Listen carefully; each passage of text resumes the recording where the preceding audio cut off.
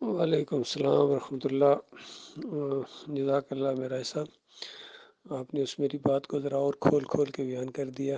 تو آپ نے کہا نا کہ مرزا علی انجینئر اور دوسرا کوئی مولوی، اس دوسرے مولوی کا نام لینا ہے۔ یہ ہے مولوی، اسے تو مولانا کہتے ہیں، مولوی زبیر علی زئی۔ یہ اہل حدیثوں کا مولوی اور بڑا ظالم مولوی ہے۔ دیکھیے اللہ تعالیٰ نے اس کو کتنا علم بھی دیا تھا، لیکن یہ زمین کی طرف جھک پڑا، شرک کی طرف جھک پڑا، قبر پرستی کی طرف جھک پڑا۔ اور سورہ راف کے اندر ایسے علماء کی جو مثال آئی ہے وہ کتے کے ساتھ تشبیہ دی گئی ہے، جن کو اللہ نے اپنی آیات کا علم دیا اور پھر وہ دنیا کی طرف جھک گئے۔ یہی مثال سورہ الجمعہ کے اندر بتایا گیا کہ یہ وہ گدھے ہیں جن کے اوپر کتابیں لدی ہوئی ہیں۔ تو اتنی زیادہ کتابوں کا روب ڈال رہا ہے یہ زبیر علی زئی، فلاں کتاب لاؤ، یہ کرو وہ کرو، صفحے نمبر، تحقیق، یہ وہ۔ اور علی انجینئر وہاں پہنچا اس کا انٹرویو لینے کے لیے، اور اپنی شاگردی کا بھی اعلان کرتا ہے کہ یہ میرا استاد ہے۔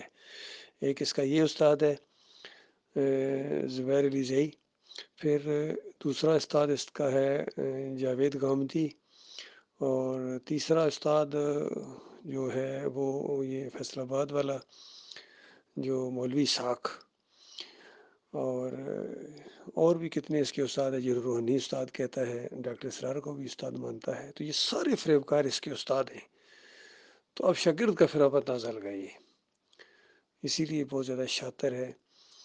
اور دیکھیے بخاری کی روایتوں کے اندر جو معاویہ رضی اللہ تعالیٰ عنہ اور ان کے بیٹے یزید رحمۃ اللہ علیہ کے لیے ان کے مناقب آئے ہیں، ان کی جنت کی بشارتیں آئی ہیں، اس کو یہ چھپاتا ہے بخاری کی روایت ہونے کے باوجود۔ اور دوسری طرف احمد بن حنبل سے لیتا ہے اس بنو امیہ کے خلاف کوئی چیزیں، یا امیر معاویہ رضی اللہ تعالیٰ کے خلاف اور یزید رحمۃ اللہ علیہ کے خلاف، یہ احمد بن حنبل سے لیتا ہے۔ تو اس لیے احمد بن حنبل بھی پکڑا گیا، کیونکہ وہ بھی شیعہ تھا، رافضی شیعہ تھا، یقین کی یہ تقیہ کیا ہوا تھا واقدی شیعہ کی طرح۔ جس طرح واقدی آخری عمر میں جا کے پکڑا گیا، ایک مصر کے بہت بڑے عالم نے تحقیق کے بعد ثابت کیا کہ یہ واقدی جو ہے یہ شیعہ تھا۔ تو اسی طرح ڈاکٹر عثمانی رحمۃ اللہ علیہ نے یہ ثابت کیا کہ یہ جو احمد بن حنبل تھا یہ بھی شیعہ تھا، تقیہ کر کے آیا ہوا تھا،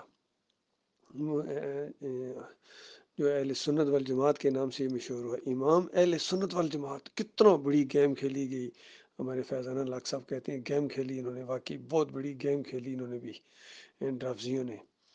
انہوں نے تو تاریخ بدلی، عقائد بدلے، دین بدلا، اذان بدلی، اسلام بدلا، اور صحابہ کے جو مناقب تھے وہ بدلے، صحابہ پر لعن طعن کی، اور ان کو خوش کرنے کے لیے یہ چھوٹا پچونگڑا، یہ چوزا رافضی جو ہے مرزا علی انجینئر، یہ ان کو خوش کرنے کے لیے سب کچھ کرتا ہے۔ اور اس قدر یعنی جاہل ہے کہ جن کو کافر مشرک بھی ثابت کرتا ہے، پھر کہتا ہے میرے امام ہیں، اور رحمۃ اللہ علیہ کو کہتا ہے، اور پھر ان کے پیچھے نمازیں پڑھتا ہے، ان کو چندے دیتا ہے۔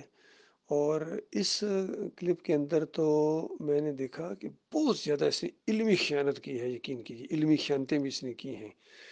یہ جو اس کا انٹرویو ہوا ہے زبیر علی زئی کے ساتھ، تو اس میں اس طرح یعنی جو صحابہ کو چن چن کے اس نے وہاں سے جھوٹی روایتوں کے ذریعے، اور ہر اس بندے کو جس نے کوئی صحابہ کے خلاف یا امیر معاویہ رضی اللہ عنہ کے خلاف کوئی باتیں کہیں ان کو لاتا تھا، اور پھر اس قبر کی طرف اشارہ کرتے ہیں دونوں، یہ استاد شاگرد دونوں مجرم۔ اسی لیے میں نے کہا میں نے ایک تیر سے یہاں دو شکار کیے ہیں، اور تیسرا خود ہو گیا ہے، احمد بن حنبل بھی اس کے اندر رگڑا گیا، اور ڈاکٹر اسرار بھی، اور جتنے ان کے سارے اہم عقیدہ تھے وہ بھی رگڑے گئے، کیونکہ یہ حق ہے، یہ حق دعوت ہے، قرآن کی دعوت ہے۔ جب تم قرآن کو پیچھے ہٹا کے اور صحیح حدیث کو، بخاری کی روایتوں کو پیچھے ہٹا کے بے ایمانو، جب احمد بن حنبل کو آگے لاؤ گے تو پھر ظاہری بات ہے ٹھوکر تو کھاؤ گے۔ یہ سب اسی راستے کے مسافر ہیں۔